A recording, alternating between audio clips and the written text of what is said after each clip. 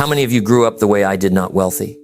Now, I'm not about to make some deep theological or philosophical claim that money will make you happy, because it won't. What money really does is magnify who you already are. If you're unhappy, getting more money won't fix that.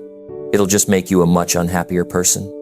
If you're a jerk, more money will only turn you into a bigger jerk, and that can even cause problems with your family. Money doesn't solve problems. It often makes them bigger. But here's the flip side. Money also expands your opportunities. If you're naturally generous, having more money will take that generosity to a whole new level.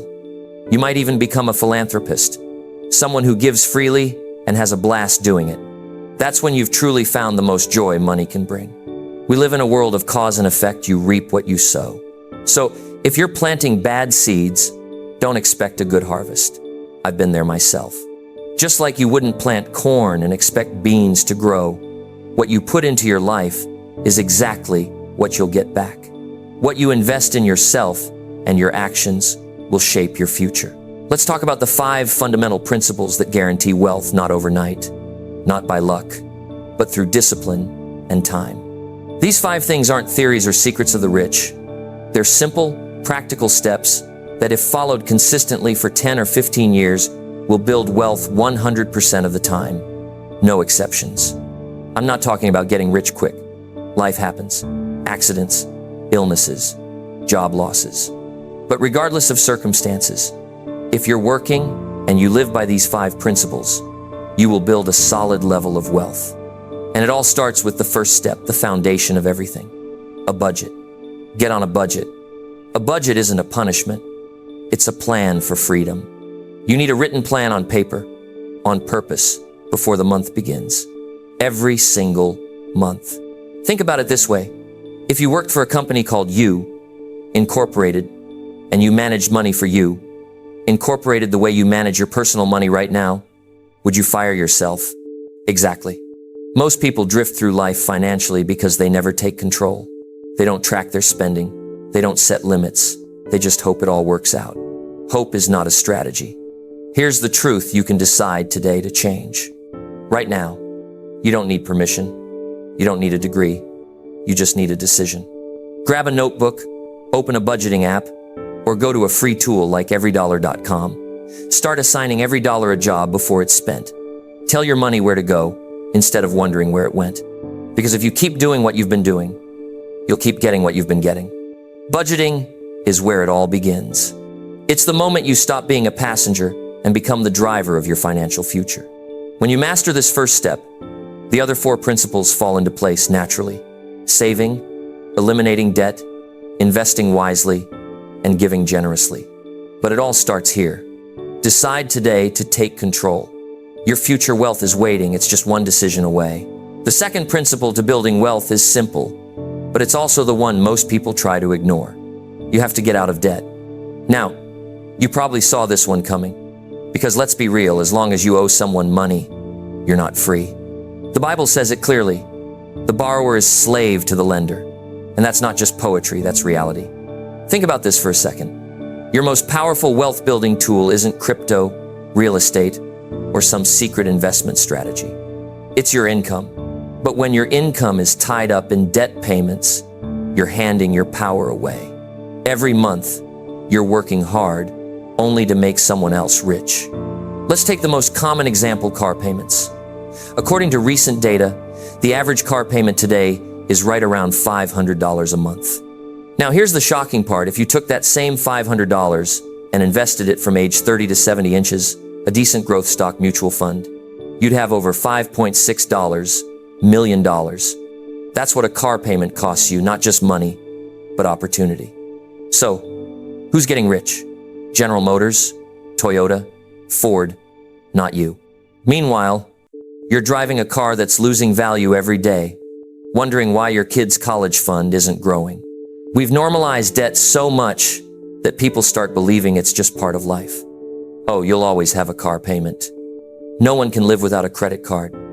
You only live once, so drive something nice. But you know what the Bible calls that kind of thinking? Foolish. Debt doesn't make life easier. It makes it tighter, heavier, smaller. And the truth is, you can get ahead. Not by waiting for a new president, not by hoping for a raise, but by taking charge of your own financial life. So how do you start? You make a decision, a real one. Decide right now, no more debt. Cut up the credit cards. Stop borrowing. Live within your means. At my house, we called it plastic surgery. We literally cut the cards. It was time for a plastectomy. Because when you stop borrowing, you stop being a slave. And when you're free from payments, your income becomes yours again to save, to invest, to build a future that belongs to you. Freedom starts the moment you decide you've had enough. And that decision could change your entire life. The third principle for building real, lasting wealth might surprise you because it's not about money at all. It's about relationships. Once you're out of debt, the next thing you need to do is surround yourself with the right people. Because believe it or not, who you hang around with has everything to do with your financial success. There's a simple truth most people overlook. You become like the people you spend time with. You don't let your kids hang around with bad influences, right? If the kid down the street is always getting into trouble, you don't say, "Sure, go play with him." Because you know what happens? Your kid comes home talking back, acting out, and you're standing there saying, "Where did you learn that?" Well, adults aren't much different. If you spend all your time around people who are lazy, negative, or broke, guess what? That mindset will rub off on you.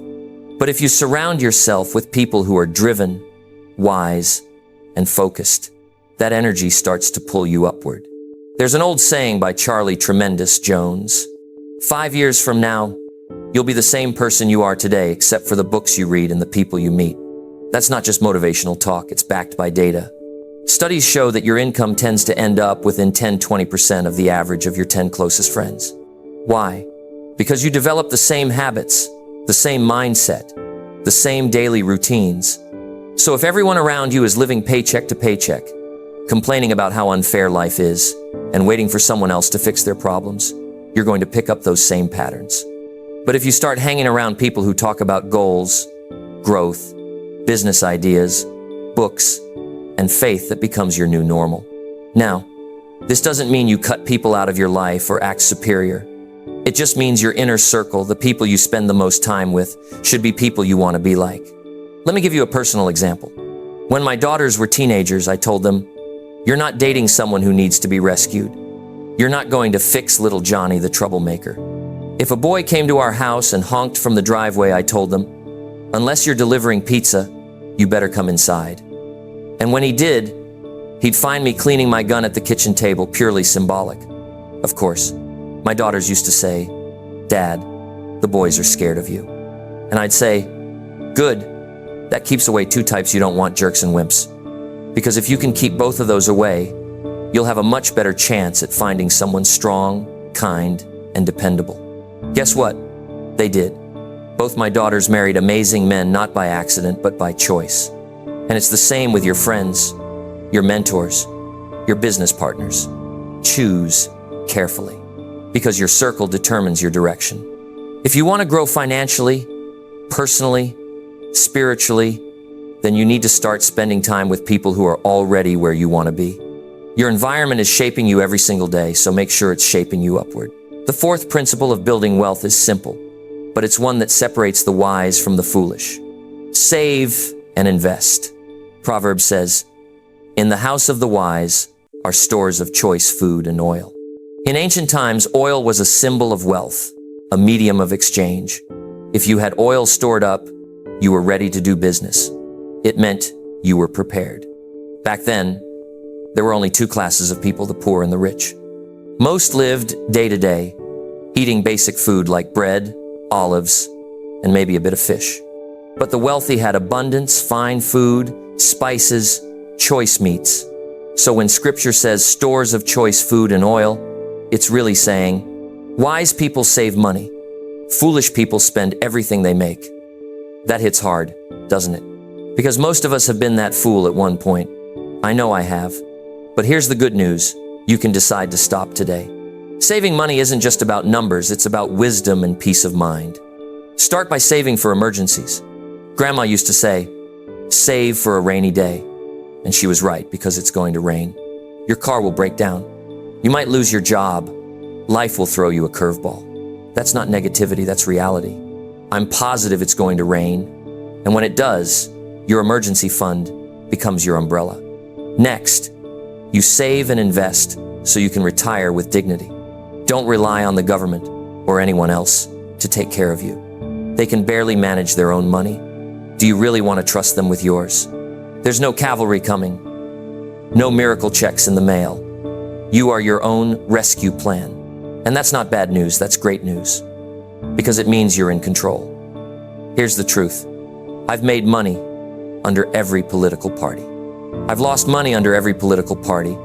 Turns out, it's not up to them. It's up to me. And it's up to you. When you choose to save, to invest, to live below your means, you're choosing wisdom over worry. You're choosing independence over dependence. You're choosing to take charge of your future, one smart decision at a time. So start today. Even if it's small, start saving, start investing. Because in the house of the wise, there's always something left over. The fifth and final principle of building true wealth isn't about numbers, it's about the heart. It's all about generosity. Now, generosity isn't just about money. It's not just writing a check or transferring funds. It's a spirit, a way of living that says, I have enough, so I can give. Generous people are magnetic. They smile more. They're grateful. They're not grouchy or self-centered. They lift others up. They're the ones who open the door for a stranger. The ones who stop in a parking lot to help when someone's grocery bag splits open and cans go rolling everywhere. They're the ones who tip big, not because the server was perfect, but because they understand what it means to serve. You know what's not generous?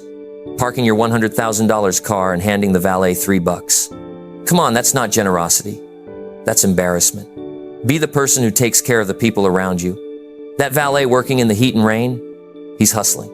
He's trying to get through college or support his family. Slip him a $20 or better yet, a $40, if you can. Watch how his eyes light up. That right there is the joy of giving. And yes, my wife always laughs when I do it. She says, I'm going to start parking your car if that's what it takes. Because here's the truth. Generosity changes everything.